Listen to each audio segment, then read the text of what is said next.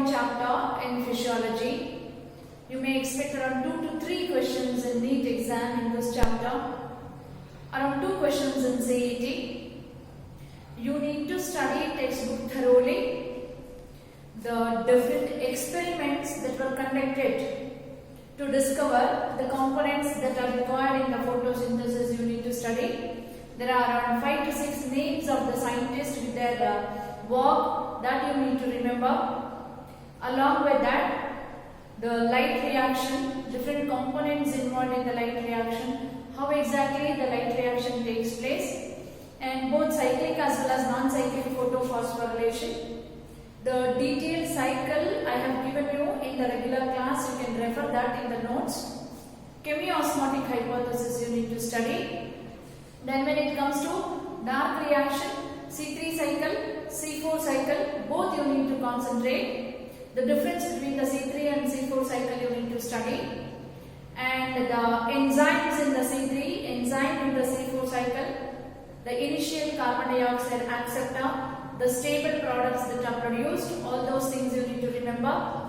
With that, need to study photorespiration. What exactly is the photorespiration? Where does it take place? And what is the difference between the C3 and C4 plants when it comes to photorespiration? You need to study. And along with that, study the different factors that affect the rate of photosynthesis. So today's session we'll discuss some of the important bits in the chapter. Let us have a look at the first bit, the first slide. The enzyme responsible for primary carboxylation in plants is. The enzyme responsible for primary carboxylation in plants is. Again, photosynthesis, as you know, basically involves two different processes. The light reaction, which is directly dependent on the availability of the sunlight. Dark reaction, which is not directly dependent on the availability of the sunlight, but it is dependent on the products of the light reaction. So this question is related to the dark reaction of the photosynthesis, where the carbon dioxide is fixed by the specific enzyme in the stroma of the chloroplast. So carboxylation is the first step in the dark reaction. So what exactly happens in the carboxylation process? Carbon dioxide need to be fixed by the enzyme. You need to identify the enzyme that is involved in the carboxylation process. Right? So in majority of the higher plants, the initial carboxylation process takes place in the mesophyll cell, where a 5-carbon compound called RuBP is the initial carbon dioxide acceptor. A 5-carbon compound called rubulose bisphosphate, which is a 5-carbon compound, rubulose bisphosphate, combines with the carbon dioxide and in presence of an enzyme to form two molecules of 3-PGA, phosphoglyceric acid, which is a 3-carbon compound. And the question is, you need to identify which enzyme is involved here. So look at the options. The exokinase enzyme. Exokinase is the enzyme that is involved in the respiration. The second one, succinic dehydrogenase, again a respiratory enzyme that we have discussed yesterday. Pyruvate carboxylase, again a respiratory enzyme. So the last option, RuBP carboxylase oxygenase enzyme, which is abbreviated as Rubisco. Rubulose bisphosphate carboxylase oxygenase enzyme is the answer here. So, in all the C3 plants, RuBP carboxylase oxygenase is involved in the initial carboxylation process, where in presence of Rubisco enzyme or RuBP carboxylase oxygenase enzyme, RuBP combines with a molecule of carbon dioxide, resulting in the formation of two molecules of 3-phosphoglyceric acid of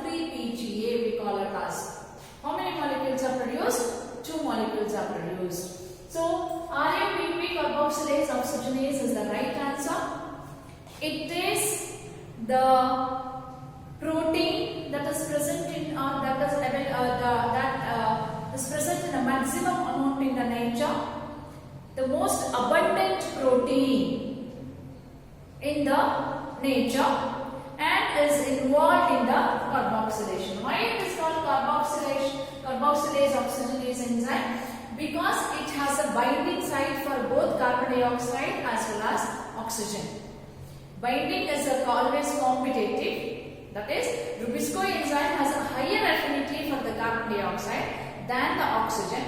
But when carbon dioxide concentration goes too low, instead of binding to the carbon dioxide, it can bind to oxygen also. Hence the name carboxylase oxygenase enzyme. The next slide. The law of limiting factor was proposed with a particular reference to the photosynthesis. Identify the scientist who proposed this law. So, the law of limiting factor was proposed in the 1905. According to the law of limiting factor, when a chemical process is affected by more than one factor, the rate of the process is decided by the factor that is present close to the minimum value. I'll come again. When a chemical process is controlled or affected by many different factors, the rate of the process is controlled by or decided by the factor that is close to its minimal value. Say for example photosynthesis. Photosynthesis, the many different factors are involved. So carbon dioxide is necessary, light intensity is necessary, optimum temperature is necessary, availability of water is also necessary for photosynthesis to take place. Imagine all the factors are available in an optimum quantity, but the carbon dioxide concentration is low. Then the entire rate of photosynthesis will be affected by this carbon dioxide which is present in the minimum value or which is present close to the minimal value. That is what is the law of limiting factor. It was proposed in the year 1905 by Blackman. So the right answer is D. Blackman. The synthesis of one molecule of glucose during the Calvin cycle requires. Calvin cycle is also called C3 cycle. Calvin cycle, which is also called C3 cycle. That is the cycle that operates on all the plants, whether they are C3 plants or the C4 plants. The Calvin cycle is common to all the photosynthetic plants. And why do the Calvin cycle operates? The Calvin cycle operates wherein carbon dioxide molecules are fixed and ultimately they are reduced to produce a glucose molecule. Right? 6 CO2 molecules during dark reaction combines with the undergo reduction. Right? They undergo reduction where to produce one molecule of glucose. So Calvin cycle basically has 3 different steps. The first step in the Calvin cycle is called carboxylation. Second is reduction. Third is regeneration. The Calvin cycle takes place in 3 major steps: carboxylation, reduction, regeneration. Carboxylation, as I discussed in the first slide, is a process where RUBP combines with a molecule of carbon dioxide in presence of Rubisco enzyme to produce 2 molecules of 3-PGA. So, at the end of the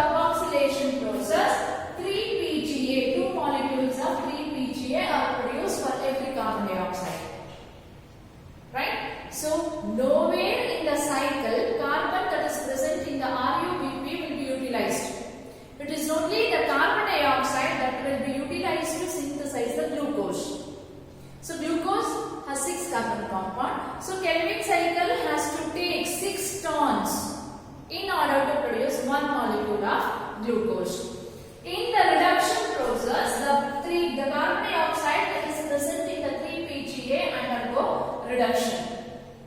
So for reduction of every carbon dioxide molecule, during reduction for every carbon dioxide molecule, 2 ATPs are required for phosphorylation process, right? So 2 ATPs are required and 2 NADPH are required as a reducing agent. During reduction process, for every carbon dioxide molecule fixed, how many ATPs are required? 2 ATPs are required for phosphorylation. Plus 2 NADPH are required for what? They are required for reduction process.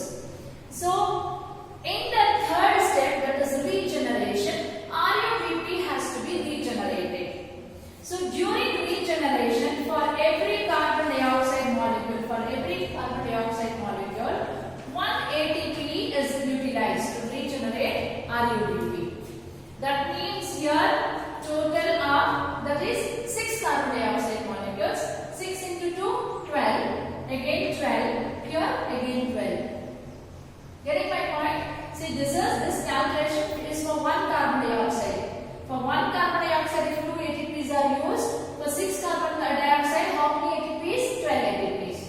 For 6 carbon dioxide, how many NADPH? 12 NADPH. Then, for 1 carbon dioxide regeneration, during the regeneration process, for 1 carbon dioxide, 1 ATP is used. For 6 carbon dioxide, 6 ATPs are used. Now they are asking for synthesis of 1 molecule of glucose during the Calvin cycle. That means 18 ATPs and 12 NADPH are used to synthesize 1 molecule of glucose during the Calvin cycle.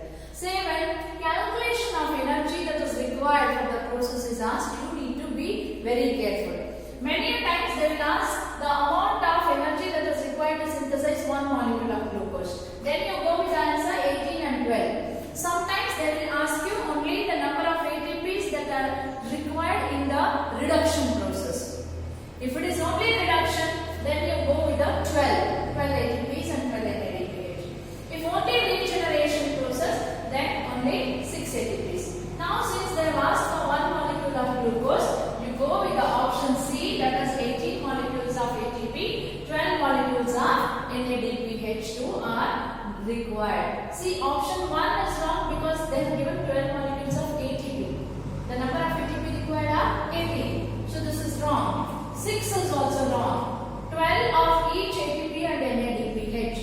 Now we discussed 18 ATPs are required. So this is also wrong. Option 3 is the right answer. The enzymatic reaction that incorporates carbon dioxide into the plants, leading to the synthesis of sugar takes place in. So the enzymatic reaction that incorporates carbon dioxide into the plant, that leading to the synthesis of sugar takes place in. That means the question was talking about the dark reaction of the photosynthesis. As I mentioned, entire process of photosynthesis takes place in the chloroplast. Say this is the structure of chloroplast. It's a double membrane bound structure, has inner membrane, outer membrane, and it encloses a matrix called stroma. Within the stroma, you will see a sac-like or bag-like structure called thylakoid. Thylakoid are arranged one above the other to form a structure called grana. So individual units are called thylakoid. This entire unit structure is called grana. Thylakoids of adjacent grana are connected to each other like this through stroma. stroma lamellae or intergranal thylakoid. This is the structure. So this region, the matrix is called stroma and these are called grana. Right? Entire process of dark reaction takes place in the stroma. Dark reaction takes place in the stroma and stroma will be having all the enzymes that are required for the dark reaction. Whereas the entire process of light reaction takes place on the grana. So on the thylakoid membrane, chlorophyll, different photosynthetic pigments will be present, such as chlorophyll A, chlorophyll B, xanthophyll and carotene. These are the four major photosynthetic pigments present in the higher plants. They will be present on the membrane of the thylakoid. There, on the membrane of the thylakoid or on the grana, light reaction takes place.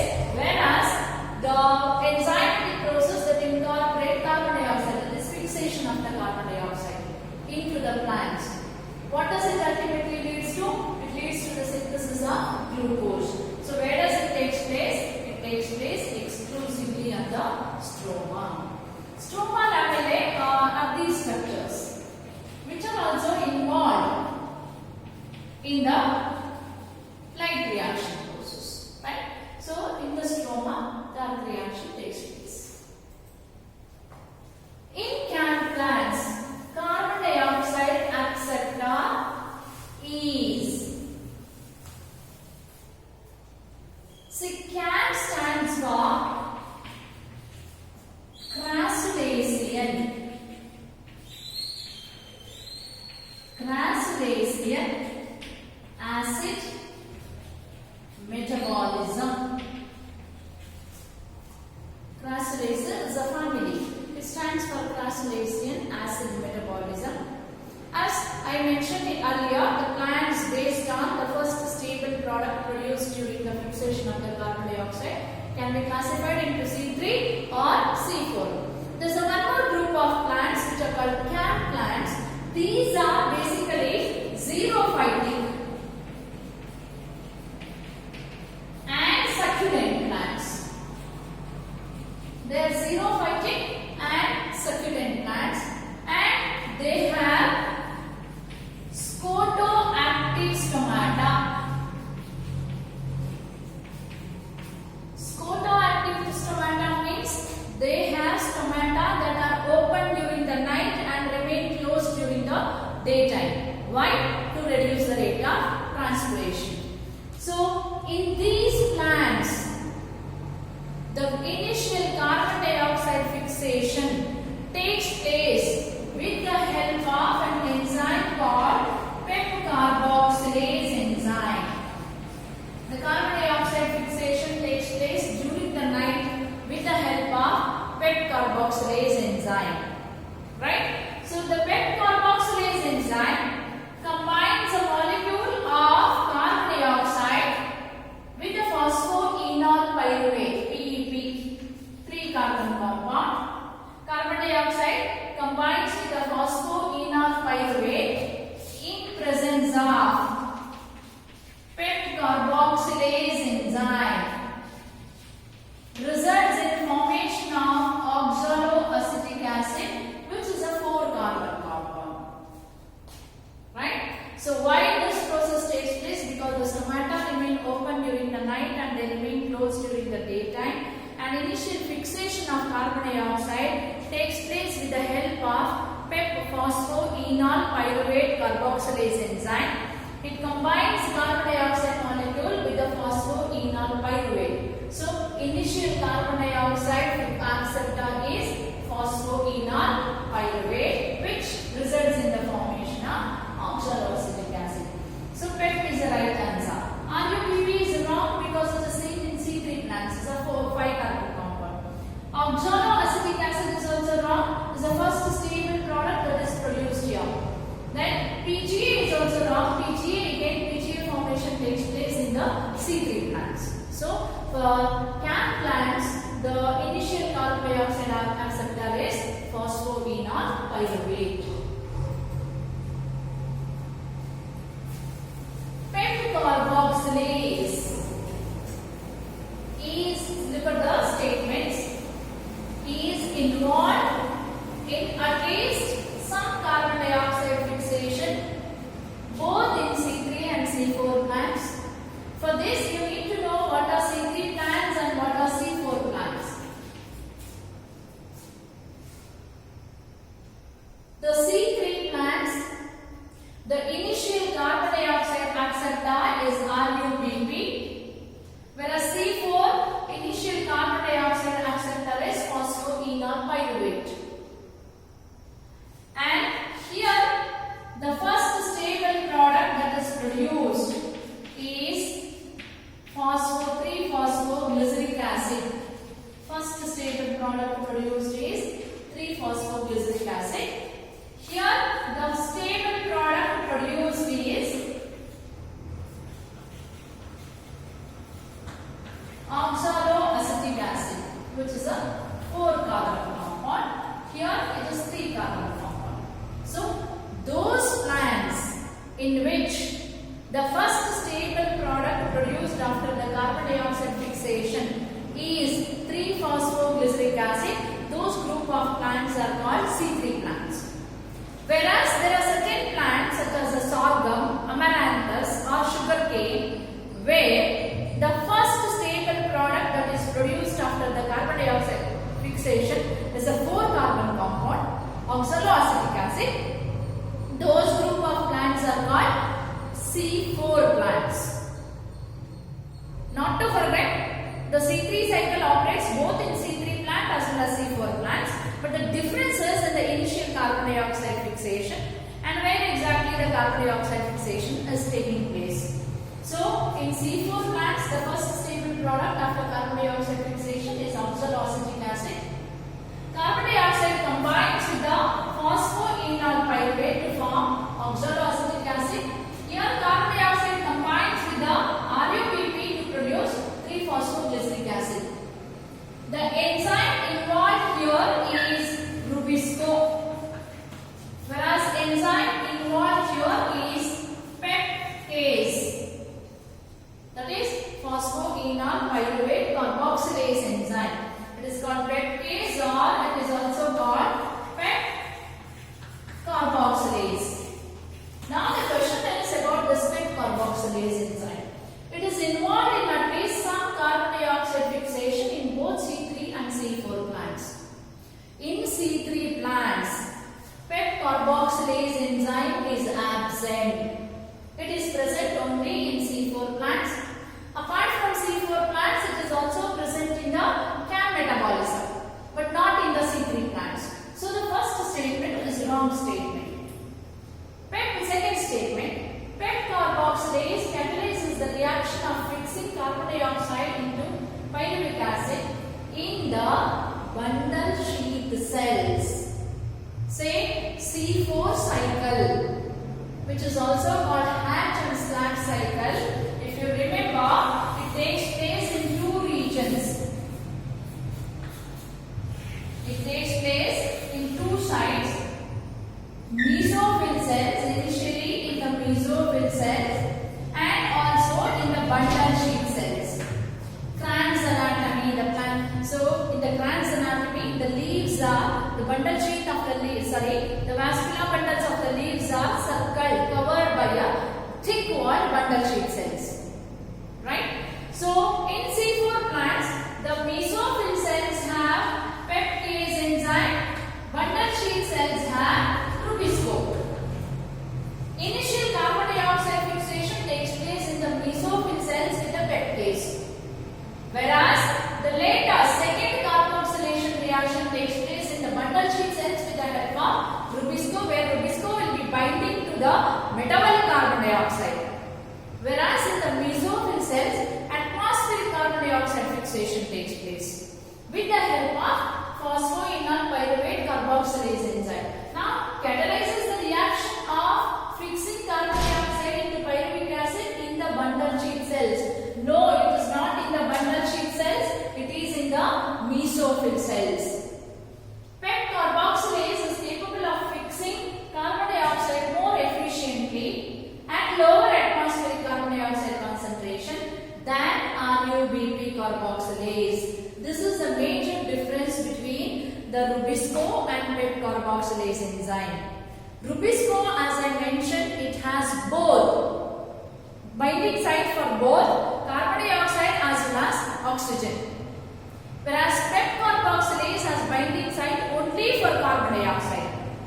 So, at lower carbon dioxide concentration, see the question, at lower carbon dioxide concentration, the Rubisco will start binding to the oxygen, which is a drawback. Whereas PET carboxylase, since it doesn't have binding site for the oxygen, even at lower concentration of the carbon dioxide, it will bind to the carbon dioxide only. So, the statement 3 is the right statement. So, look at the option. Only option 3 is the right answer. Remaining all are wrong. Which factor is not limiting in normal condition for photosynthesis? Say, look at the options. The first option is A. We cannot generalize it as A for photosynthesis. Carbon dioxide is required. So, air will not become a limiting factor. The second one, carbon dioxide. Under normal condition, the carbon dioxide that is present in the atmosphere is sufficient for plants to carry out the synthesis. Only when the light intensity increases, the carbon dioxide may become limiting factor. Otherwise, normal conditions, when all other conditions are normal, the carbon dioxide that is present in the atmosphere is sufficient for the photosynthesis to take place. This is also wrong answer, cannot become limiting factor. So, which factor is not a limiting factor? Say, it will become limiting factor when the light intensity increases. As you go on increasing the light intensity, the carbon dioxide concentration will not be sufficient for plants to carry out the photosynthesis. Water, the next one is water. Water usually is a not limiting factor for the photosynthesis because out of all the water that is absorbed by the plant, only 1% of it, 1% of water is utilized for the photosynthesis. Remaining all the water is lost in the form of transpiration. So usually under normal condition, water will not be a limiting factor for the photosynthesis. Again, now photosynthesis is also, chlorophyll molecules are also limiting factor. If the chlorophyll molecules are less, then the rate of photosynthesis decreases. So under normal conditions, water is not a limiting factor for photosynthesis. PS1 is made up of which of the following? PS stands for photosystem. The light reaction, the different components that are involved in the light reaction of the photosynthesis can be grouped into two photosynthetic units called photosystem 1 and photosystem 2. Come again, the different components that are involved in the light reaction of the photosynthesis are grouped in the form of a photosynthetic units, and these photosynthetic units are called photosystem. Now the question is, what is this photosystem made up of? A photosystem usually is made up of a reaction center. Reaction center is a single chlorophyll A molecule that can absorb high intensity of light. A reaction center is a single chlorophyll A molecule that can absorb high wavelength of light. Say there are two reaction center, P680 and P700. P680 is present in photosystem 2, P700 is present in photosystem 1. Along with the reaction center, so reaction center is a chlorophyll A molecule that can absorb high wavelength of light.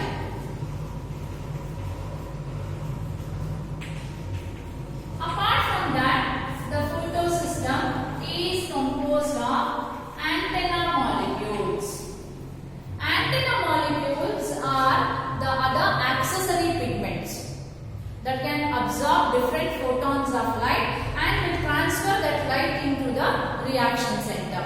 So these antenna molecules basically are composed of different type of light harvesting pigments. Light harvesting pigments, that is, they contain other chlorophyll A molecule other than the reaction center. Chlorophyll A molecules will be present, chlorophyll B will be present, xanthophyll, carotene will be present. So the antenna molecules, these antenna molecules, that is all other the photosynthetic pigments, they are organized in the form of light harvesting complex. A light harvesting complex again is composed of light harvesting pigments and proteins. So light harvesting pigments are called antenna molecules. These light harvesting pigments along with the proteins that are involved in the light reaction, they form a light harvesting complex. Now they are asking about the photosystem. We have, as I mentioned, we have two photosystems, photosystem 1 and photosystem 2. Photosystem 1 reaction center is a chlorophyll molecule which has a maximum absorption capacity at P700. Whereas photosystem 2 reaction center is P680. These are single chlorophyll A molecule. Along with these reaction center, the other light harvesting pigments will be present. These light harvesting pigments are called antenna molecules. So a photosystem is having reaction center, antenna molecule. So what is the right answer? Both A and B is the right answer. Cyclic photophosphorylation produces, again in the light reaction, or light reaction is a process where the sunlight or radiant energy present in the sunlight will be absorbed or trapped and it will be converted into chemical energy in the form of ATP. So the word photophosphorylation is a process of synthesis of ATP using sunlight as a energy. So the two types of photophosphorylation takes place in higher plants. The first one is called cyclic photophosphorylation. Cyclic photophosphorylation and non-cyclic photophosphorylation. Right? There are two types of photophosphorylation. Photophosphorylation is a process of synthesis of ATP using sunlight as an energy. When does it take place? It takes place during the light reaction of the photosynthesis. So there are two types, cyclic and non-cyclic photophosphorylation. Cyclic photophosphorylation takes place only with the help of photosystem 1. That is P700 molecule as a reaction center. It absorbs the sunlight and the different antenna molecules are associated with this. They also transfer different wavelength of light. Thus chlorophyll A molecule become excited, emit electrons that are accepted by an electron acceptor. Right? So then they travel through ETC, electron transport chain, and electrons are recycled back into the reaction center. During this process, when the electrons are traveling from cytochrome BF complex, a proton motive force is generated, which is used to combine ADP with the inorganic phosphate, resulting in the formation of ATP. So, cyclic photophosphorylation is not associated with the splitting of water. And cyclic photophosphorylation usually takes place on the stroma lamellae where NADP reductase enzyme is absent. So, cyclic photophosphorylation is involved in the synthesis of only ATP molecules. Oxygen is not evolved because there is no splitting of water in cyclic photophosphorylation. NADPH2 is not produced because cyclic photophosphorylation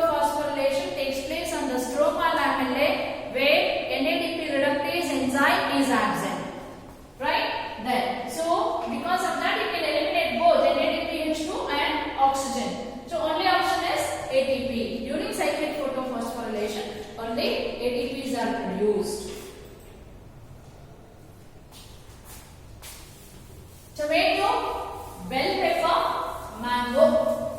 From the above options, choose the correct answer with respect to greenhouse crops.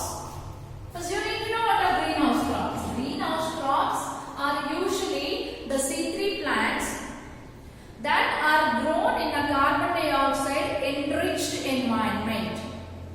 See, the carbon dioxide concentration in atmosphere is around 0.03 to 0.04%. And this carbon dioxide concentration under normal condition or low light intensity is not a limiting factor for the growth of plant. But when light intensity increases, C3 and C4 plants behave differently with respect to carbon dioxide fixation when the light intensity is increased. That is because of the saturation point. See, C3 plants under high light intensity,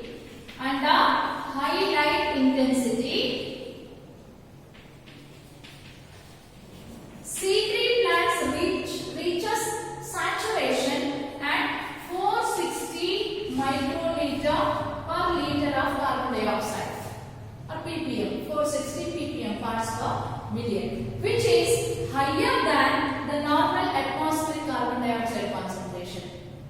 Whereas C4 plant reaches carbon dioxide saturation, this is 450, it's 360 microliter per liter of carbon dioxide concentration.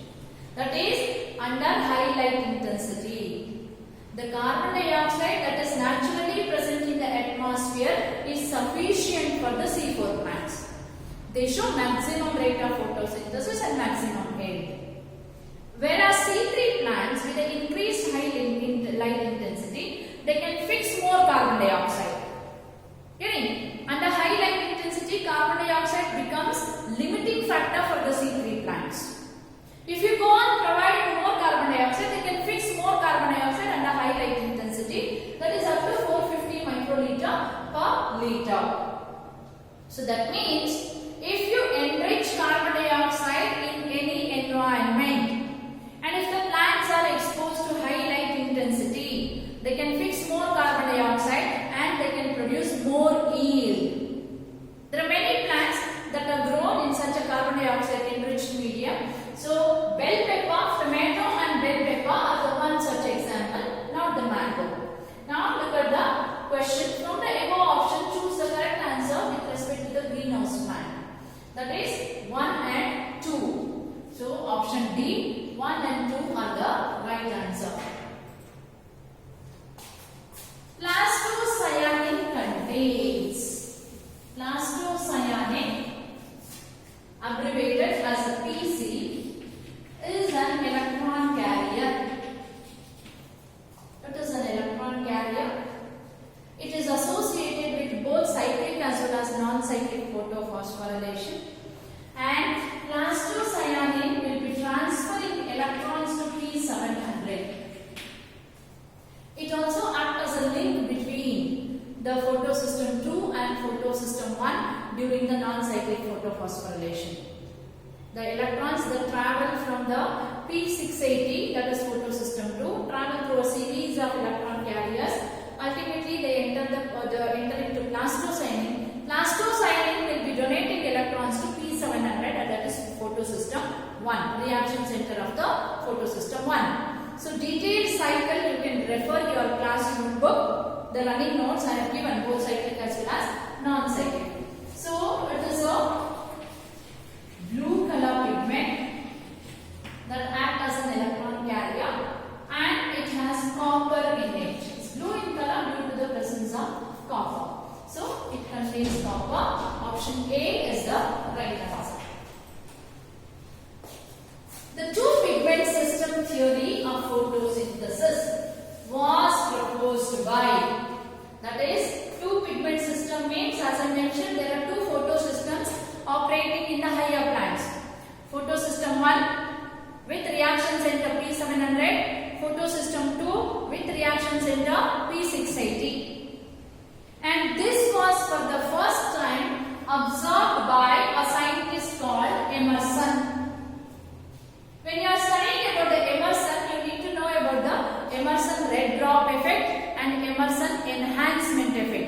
This was a question in last KVPY exam, right? So Emerson, while conducting studies on a green alga, identified that when the plants are exposed to monochromatic light, monochromatic means single color, monochromatic light of above 680. If the photosynthetic plants are exposed to a monochromatic light of above 680, then there will be sudden drop in rate of photosynthesis. He observed that when the plants are exposed to above 680 means it is a red light.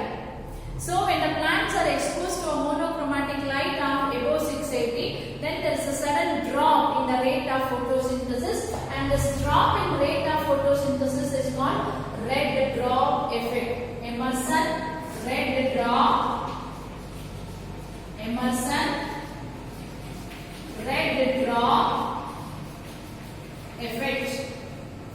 It is called Emerson red drop effect. And the same scientist also studied that when the plants are exposed to a wavelength of light above 680 and below 680, there is a sudden increase in the rate of photosynthesis, which is called Emerson enhancement effect. So below 680 is blue light, above 680 is red light, and as you all know, the plants can efficiently absorb light, both blue as well as red light, isn't it? So that means one of the photosystem, that is PS2, which has a reaction center P680. It operates well when exposed to a 680 nanometer wavelength of light. Photosystem 1, that is P700, it operates well when it is exposed to a wavelength of light 700. So because of these, after studying these effects, Emerson proposed that the plants, higher plants usually have two pigment system, that is P680 and P700. Clear? So it was the option C is the right answer. Which one of the following is not true about the light reactions of photosynthesis? Not true. You need to find out the wrong statement in this. Light reaction provides energy for photolysis of water through excitation of reaction center in the photosystem 2.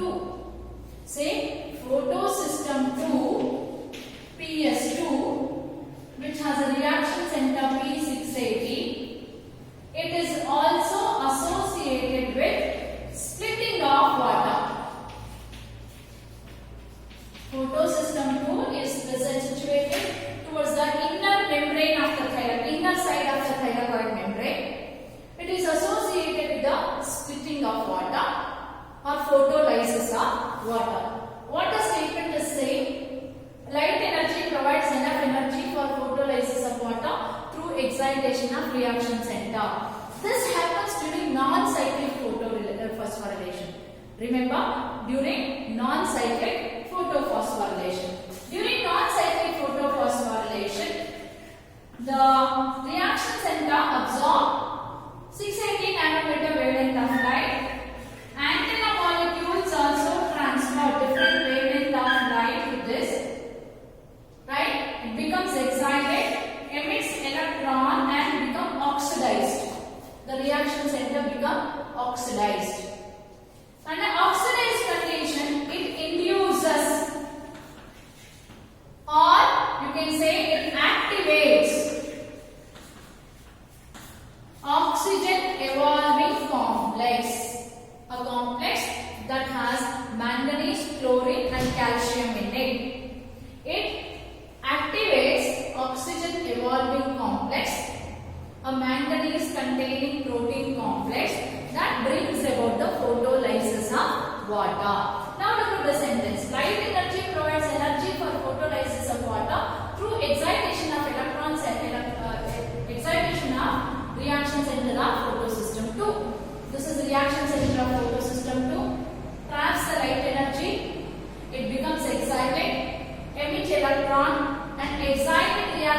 placenta activates oxygen evolving complex which is involved in photolysis of water. So that means the statement 1 is true. The flow of second statement, the flow of electrons from water to NADP in non-cyclic transport produces 1 ATP. Yes, in non-cyclic photophosphorylation, both photosystem 1 and photosystem 2 are involved.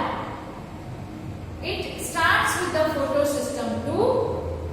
Non-cyclic photophosphorylation begins with the photosystem 2 or P680. Electrons are emitted. They travel through series of electron carriers, then reaches the photosystem 1. This is how it looks like. P680 absorb different wavelength of light, emit the electron. So you have electron acceptor, travel through ETC, electron transport chain, then they are accepted by P700. P700 again absorb different wavelength of light, emits the electron. Electrons are emitted, right? So you have electron acceptor. These electron acceptor are finally accepted by NADP, results in the formation of NADPH plus H plus. And here, when the electrons are traveling, an ATP molecule is generated. So it says the flow of electrons from water to NADP in non-cyclic electron transport produces 1 ATP. That is right answer. Reactions of two photosystems are needed for reduction of NADP. Again you can see the photosystem 2, photosystem 1. Both are needed to reduce the NADP. Third statement is also right. P680 and P700 are the reaction centers of PS1 and PS2 respectively. This is wrong answer. Right? P680 is photosystem 2, whereas P700 is photosystem 1. So the fourth option is the wrong option. In an experiment, a leaf was partially covered with a black paper and other was exposed to the light. So a healthy leaf was taken, de-starched leaf where all the starch is removed. Half of the leaf is covered with a black paper. Half of the leaf is covered with a black paper. Other half is exposed to sunlight. On testing these leaves for the starch in presence of sunlight, one may conclude that photosynthesis had occurred in. So, on testing this leaf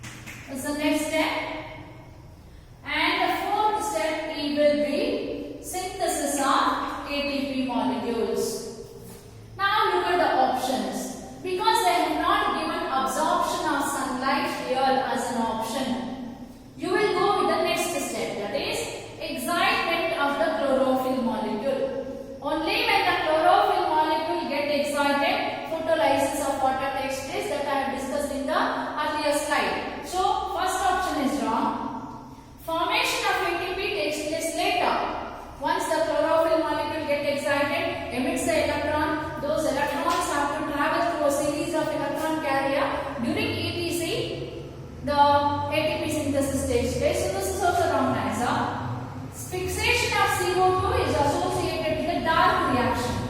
So wrong answer. Right answer is B.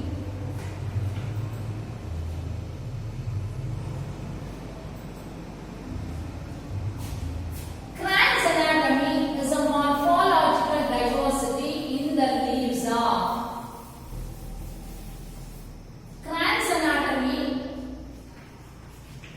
is a special type of leaf anatomy seen in the plants such as a sorghum, sugarcane, amaranthus, etc.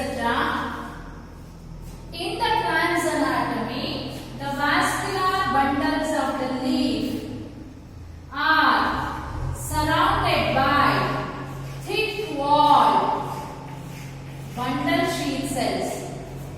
This is bundle sheath cells. After this, you will have the mesophyll cells like this. These will be mesophyll cells. So, in the plant's anatomy, both mesophyll cells and the bundle sheath cells have chloroplast in them. Carbon dioxide fixation takes place twice. First in the mesophyll cells, where the PEP carboxylase is the enzyme that fixes the carbon dioxide. Since PEP carboxylase enzyme is involved in the carbon dioxide fixation, phosphoenol pyruvate is the acceptor of the carbon dioxide, producing a C4 compound, oxaloacetic acid. So, Cran's anatomy is a characteristic feature of C4 plants, where vascular bundles are surrounded by bundle sheath cells and then followed by mesophyll. First, carbon dioxide is fixed in the mesophyll cell by PEP carboxylase enzyme. It carries out the reaction between the phosphoenol pyruvate and carbon dioxide, resulting in the formation of oxaloacetic acid, which is a 4-carbon compound. Hence, the plants are called C4 plants. Then the next question is also associated with this only. Rubisco enzyme is absent in. We'll eliminate the wrong answers first. Say, the Rubisco enzyme is present in the C4 plants. So wrong answer, because as I mentioned, the C3 cycle is universal in nature. It takes place in all the types of plants, right? Whether they are C3 or C4. So if C3 cycle is universal, that means Rubisco is also universal. C3 cycle can take place only in presence of Rubisco, isn't it? So Rubisco is absent is the question. C4, wrong answer. C3 also it is present, wrong answer. Right? Bundle sheath cells of plant's anatomy, Rubisco is present. Whereas in the mesophyll cells, Rubisco is absent. Instead, the peptidase enzyme is present. So, Rubisco is absent in the mesophyll cells of the C4 plants. But they are present in C4 plants. Where Rubisco is present? In the bundle sheath cells.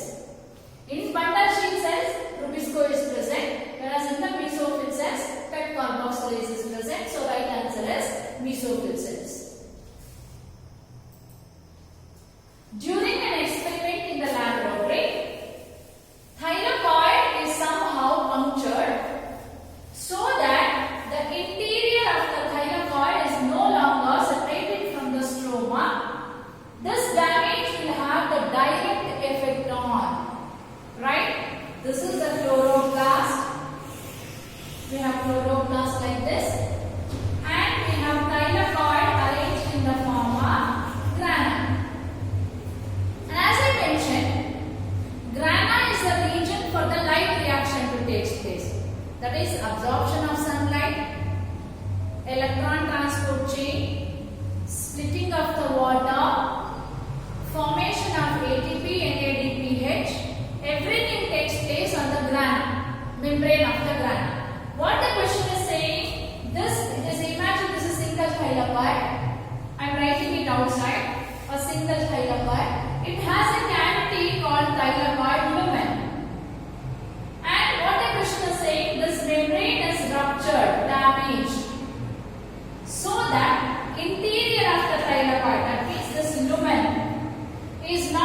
separated from the stroma. What is the direct effect? We have 4 options, 3 options, and the 4th is all of the above. Of course, all 3 these processes takes place on the thylakoid membrane only. All the 3 processes takes place in the thylakoid only. But ATP formation takes place on the membrane of the thylakoid. ATP formation we'll discuss later. Flow of electrons from the PS1 to PS2 takes place on the membrane of the thylakoid. So, lumen of the thylakoid has no relation with the damage of the thylakoid membrane. Second one, absorption of light. Again, absorption of light, the different molecules are present on the membrane of the thylakoid. So, if this lumen cannot be differentiated from the stroma, that also has a no effect. Though it has an effect, not direct effect. Why this lumen of thylakoid is necessary? This lumen of thylakoid is necessary to form proton gradient. The lumen of the thylakoid is necessary to form the proton gradient. And why proton gradient is essential? Proton gradient is essential while breaking the proton gradient, ATP synthesis takes place. Chemiosmotic hypothesis that I have explained yesterday. So, the proton accumulation takes place in the lumen of the thylakoid. When these protons have to move back, say this is the lumen, proton accumulation takes place. When they are moving back into the stroma, ATP will be synthesized. Now, since this is damaged and the interior of the thylakoid is not separated from the stroma, that means proton gradient cannot be established there. If proton gradient is not established, then ATP synthesis will not take place. So, the option A, ATP formation is the right answer.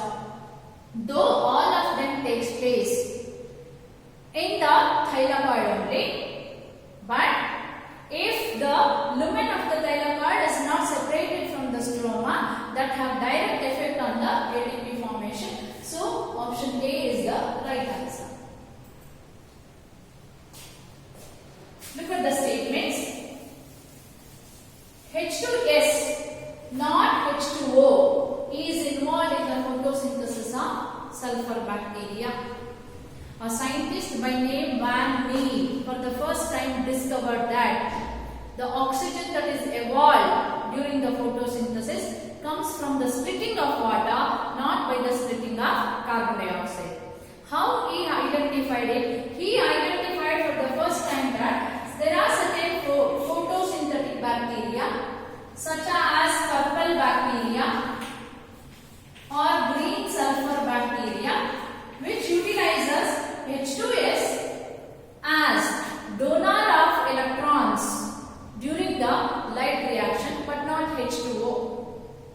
And the photosynthetic bacteria will not evolve oxygen at the end of the photosynthesis, hence they are called anoxygenic bacteria, as no oxygen is evolved.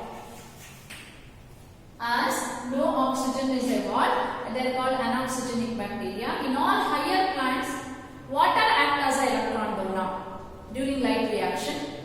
Some bacteria which are called anoxygenic bacteria such as the purple sulfur bacteria, green sulfur bacteria, they utilize other inorganic substances such as hydrogen sulfide as an electron donor.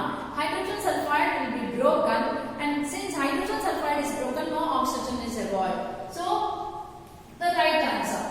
Absence of light leads to stoppage of photosynthesis. As I mentioned in the beginning, why light reaction is necessary? Light reaction is necessary to synthesize ATP and NADPH2. And where these ATP and NADPH2 are utilized, they are utilized in the dark reaction to reduce carbon dioxide into sugar. Right? So, the dark reaction is indirectly dependent on light reaction. Or in other words, dark reaction is dependent on the product of the light reaction.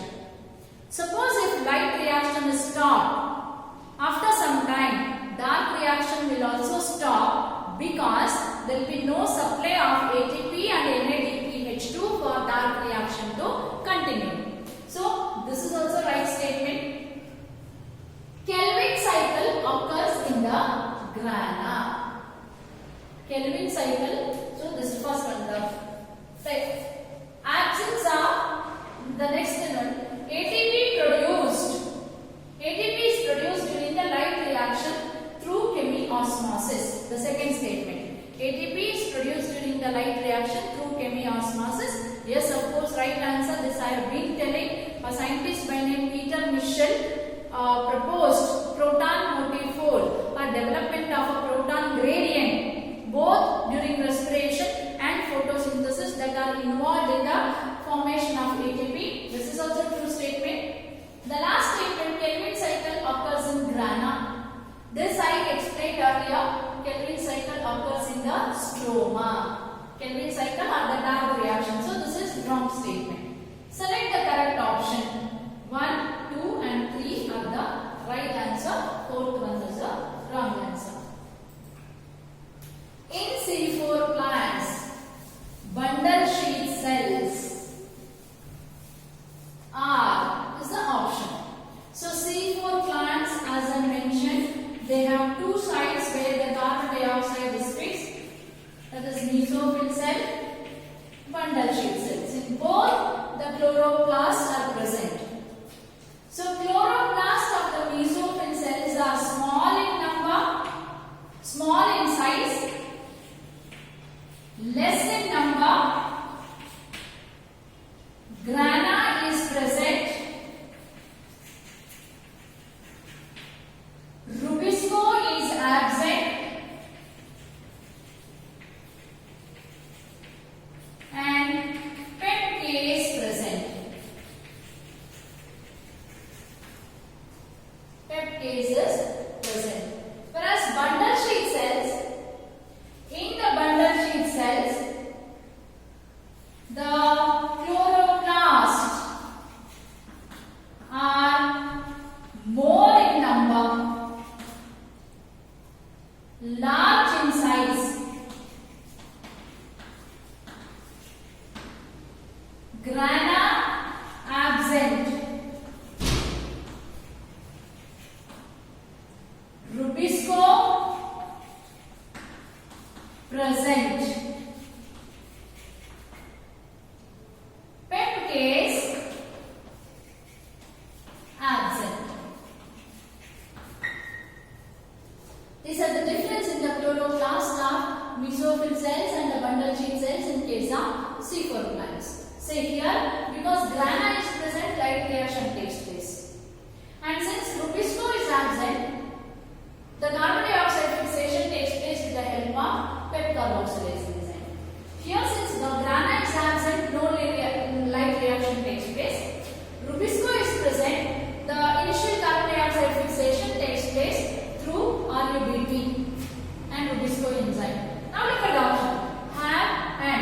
Apart from this, the walls of the bundle sheath cells are very thick. Walls of mesophyll are thin. The walls of bundle sheath cells are so thick that they will not allow the diffusion of gases into them, and they are compactly arranged without intercellular space. Now look at the options. Have thin walls to facilitate the gaseous exchange. Wrong. They have very thick walls. Bundle sheath cells have thick walls. Have large intercellular space. No, they don't have any intercellular space. Are rich in PEP carboxylase. Look here, PEP carboxylase is absent. Have high density of chloroplast. Yes, they have more chloroplast which are larger in size. So the option D is the right answer. Which of the following is related to photorespiration? Photorespiration is a wasteful process that takes place in the C3 plants. Photorespiration takes place in low carbon dioxide concentration, where the plants will lose fixed carbon in the form of carbon dioxide. There is neither synthesis of ATP, NADPH nor the synthesis of sugar. Instead, the plants will lose the fixed carbon. When does this happen? This happens when the carbon dioxide concentration goes very low. Rubisco, instead of binding to the carbon dioxide, starts binding to the oxygen.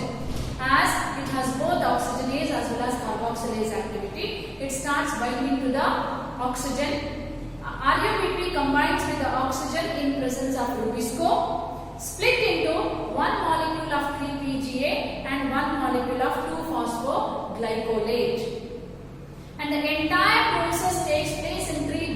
organelles. It begins with the chloroplast, move to the peroxisome, then into the mitochondria. In the mitochondria, the carbon will be lost in the form of carbon dioxide. Hence, it operates as a wasteful process seen only in case of C3 plants as the rubisco is present there. So, as I mentioned, mitochondria is involved in the photorespiration. Peroxisomes are also involved in the photorespiration. Chloroplasts are also involved in the photorespiration. Question is, which of the following is not related to photorespiration?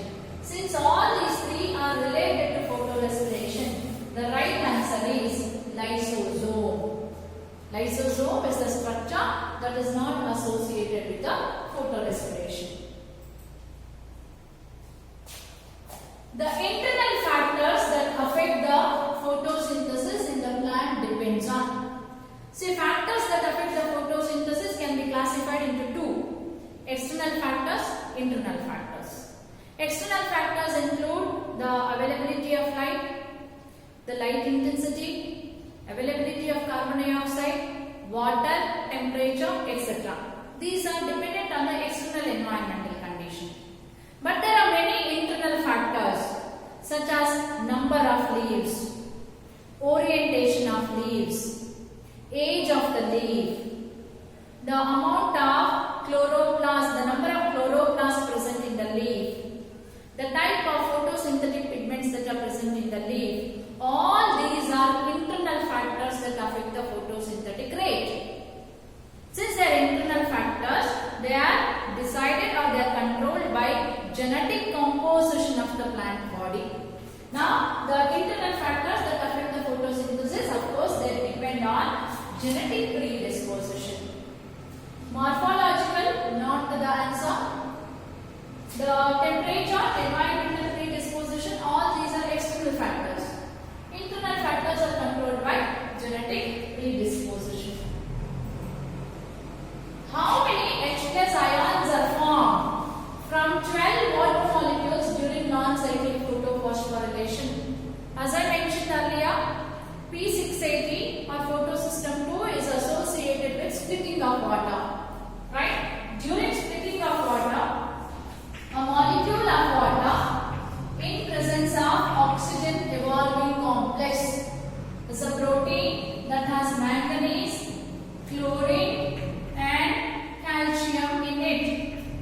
Oxygen evolving complex, a water molecule splits into 2H plus half O2 plus 2 electrons. So, if the splitting of one water molecule is forming 2 protons or 2H plus ions, the question is 12 water molecules. When the 12 water molecules splits, 24 H plus ions are generated. Say, splitting of one water molecule, 2 protons generated. Splitting of 12 water molecules, obviously 24. 24 is the right answer. Next slide. Initial carbon dioxide acceptor, extent of photorespiration, enzyme catalyzing reaction that fixes the carbon dioxide, presence of Kelvin cycle, leaf anatomy. Which one does not differ in C3 and C4 plants? Now look at each criteria. Initial carbon dioxide acceptor. So here I am writing C3, then I am writing C4. The first one, initial carbon dioxide acceptor. In case of C3, it is RuBP. In case of C4, it is phosphoenolpyruvate. So they differ. Extent of photorespiration. Photorespiration, as I mentioned, a wasteful process where RuBP combines with oxygen in presence of rubisco. It doesn't lead to synthesis of sugar. So in C3 plants, the photorespiration is high, and C4 it is negligible. Because in C4, initial carbon dioxide fixation takes place with the help of PET carboxylase. Enzyme catalyzing the reaction that fixes the carbon dioxide. C3 Rubisco. C4, it is PET case. So there also they differ. Presence of Kelvin cycle. Kelvin cycle is present in C3 supplants also. It is also present in the C4 also. In C4 it takes place in bundle sheet cells. C3 mesophyll cells. Right? So they are present in both. The Kelvin cycle is present in both. Leaf anatomy. Here in C3 plants the leaf anatomy is simple. C4 it is crans anatomy. Crans I explained earlier. Vascular bundles are covered by bundle sheet. Later mesophyll cells come. So which one does not differ in both C3 and C4? Now have a comparison. The only thing that doesn't differ in C3 and C4 is Kelvin cycle. That is fourth. Presence of Kelvin cycle. Option B is the right answer. Which of the following statement is false in case of C4 plants? CO2 acceptor is Rubisco in the mesophyll cells. As I have discussed earlier, in mesophyll cells, Rubisco is absent, only PET carboxylase is present. So this is wrong statement. Carboxylation occurs in mesophyll cells. Yes, of course, carboxylation occurs in mesophyll cell, but with the help of PET carboxylase enzyme, right? Leaves have two cell types. Yes, they are dimorphic in nature. As I mentioned, mesophyll cells are different with that of a bundle sheet cells, but both are involved in the photosynthesis. Leaves are two type of cells, that is mesophyll and bundle sheet cells.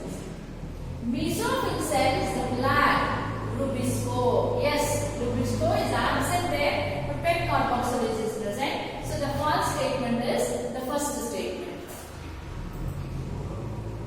Chlorophyll in the chloroplast is located in, and this I have discussed earlier also. All the chlorophyll molecules or the photosynthetic pigments are present on the thylakoid membrane like this. They are present on the thylakoid membrane. Many thylakoid membranes are piled up on one another. Many thylakoids are piled up on one another to form a grana. Now, where the chloroplasts are present, chlorophyll in the chloroplasts are present. They are present in the grana of the chloroplast. Which photosystem is involved in cyclic photophosphorylation? Cyclic photophosphorylation, earlier I had shown you the flow chart also. It involved only photosystem 1, where electrons emitted from the photosystem 1 are recycled back into the photosystem 1 or the P700. Whereas non-cyclic has both photosystem 1 and 2. So the option is which photosystem is involved in cyclic photophosphorylation? Only photosystem 1. A scientist disrupted the chloroplast and separated the stroma from the lamella. For fixing carbon dioxide, he supplied the stroma with, what is it? A chloroplast was taken. He disrupted the stroma. He separated, say, these are the lamella or the thylakoid membranes. What he did, he took out all the thylakoids or the stroma lamella. Only stroma is left. Only stroma is left in the chloroplast. That means all the thylakoids and stroma lamellae are taken out. Right? Now he needs to synthesize the sugar. Question is, what he needs to supply? For the fixation of the carbon dioxide, what has to be supplied? See, the very essential role of the presence of thylakoid or the grana is to fix the sunlight and to synthesize ATP and NADPH2. Where does ATP and NADPH2 are used? ATP and NADPH2 are used in the dark reaction. Where does this dark reaction takes place? In the stroma of the chloroplast. Now if I have taken out all the grana from this chloroplast, then I need to supply both ATP as well as NADPH for fixing the carbon dioxide. As we have discussed earlier, to fix one carbon dioxide molecule, right? 3 ATPs are to fix one carbon dioxide molecule, 3 ATPs are required and 2 NADPH are required. Where is this ATP and NADPH are synthesized? In the light reaction. Where does the light reaction takes place? On the grana. What we have done here? We have removed all the grana and only stroma is remaining. If only stroma is remaining, all the enzymes of dark reaction are present there.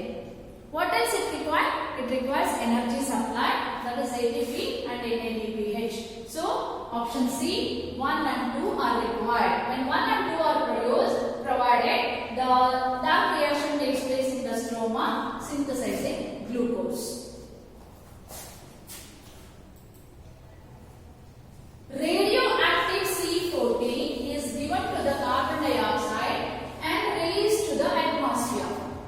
This carbon dioxide is taken by RUBP in C3 plants. First, radioactive C14 is seen in which compound? This was the experiment that was carried out by Melvin Kelvin. He conducted experiment with the algae called chlorella and Senedesmus. What he did, he wanted to find out the first stable product that is produced during the dark reaction. So what was done? RUBP was allowed to combine with the carbon dioxide, which is radiotable. And this carbon dioxide was fixed into RUBP in C3 plants in presence of Rubisco enzyme. So what is formed? Two molecules of 3-phosphoglyceric acid will be formed. The first product that is formed will be 2 molecules of 3-phosphoglyceric acid. So the option D, PGA, is the right answer. PGAL comes later. RMP is also not the right answer. PEP, it is present in case of C4 plants, not C3. So the first stable product is PGA, 3-phosphoglyceric acid. Hatch and slack cycle is found in, say, C3 cycle is also called Kelvin cycle because it was discovered by Kelvin. C4 cycle is also called Hatch and slack cycle, as the different steps involved in the C4 cycle for the first time were elucidated by 2 scientists called Hatch and slack. So the C4 option A is the right answer. So with this I am concluding the discussion, and as I